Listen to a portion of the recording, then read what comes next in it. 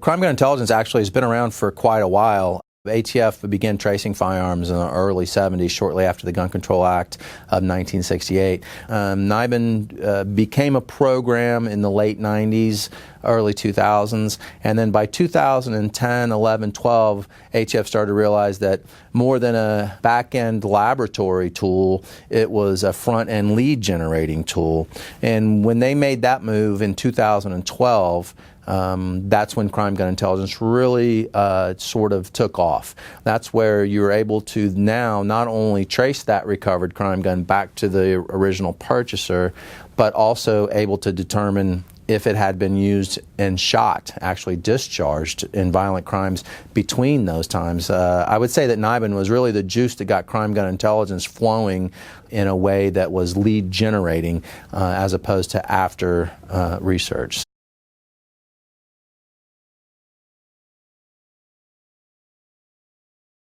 So the way the CJIC works, ideally, is that NIBIN produces a lead, and every week or every couple of weeks, everybody gets together. And by everybody, that's ATF representatives, U.S. Attorney's Office, local prosecutor, and of course local police. And they all get together and say, here's a lead. And as I said, it's not DNA. So you still have to figure out, okay, we know the same gun was used in these 3 or 4 crime scenes. And then together they work out who could be the person who was holding that gun and how do we prove it. And it's not necessarily always easy. Sometimes you need to look at little cases that may give you a clue to a bigger case. Sometimes you may need a confidential informant. Sometimes you may need a search warrant. And a lot of those kinds of issues are very amenable to advice from prosecutors so that it's done properly, so by the time the arrest is made, the case is ready for court.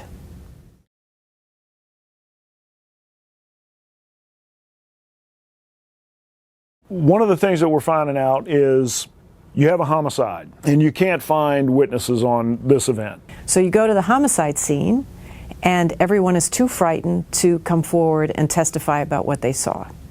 But you go to the stop sign and somebody on the corner says, oh yeah, Johnny was shooting at the stop sign. Witnesses are less likely to tell you about the homicide, but more likely to tell you about a street sign being shot up in the neighborhood because it's annoying. Now we have a clue. We know that at this one, Johnny shot at the stop sign. So now we can start to develop that. Was Johnny at the homicide scene? What's Johnny's connection to the people who were killed?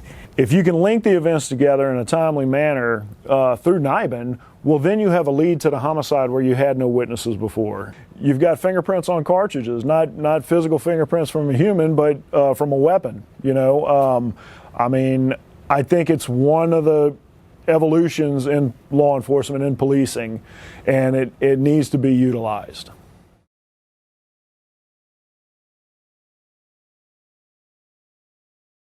There's a small minority of individuals, criminals in a particular area, particular city, that are actually the shooters. It's not that if a city has 260 homicides, that's not 206, generally not 260 individuals committing a homicide. And so these guns are often passed around from person to person to person, but yet it's still the same, either the same individual or a close criminal associate, and those are the people that we need to prioritize in our prosecution. And a big piece of that is also tracing the origin of that gun, because not only do we want to identify the trigger pullers themselves, frequently these are people with lengthy criminal records who are barred from possessing firearms lawfully. So the question is, where are those guns coming from? Who's putting those guns on the street?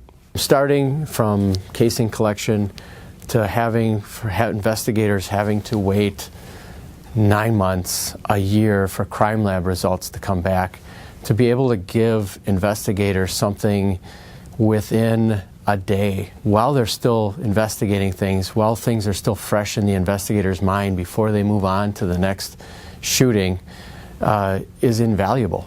I would say that NIBIN was the final piece of the puzzle for crime gun intelligence, and then what that allows us to do now is not only respond to violent crime or respond to violent criminals, but interdict interrupt, get in between a person's, a criminal's second shooting and their third shooting, so that the third shooting actually doesn't happen. And I feel that if you don't use this process in law enforcement, you are already left behind as far as technology goes.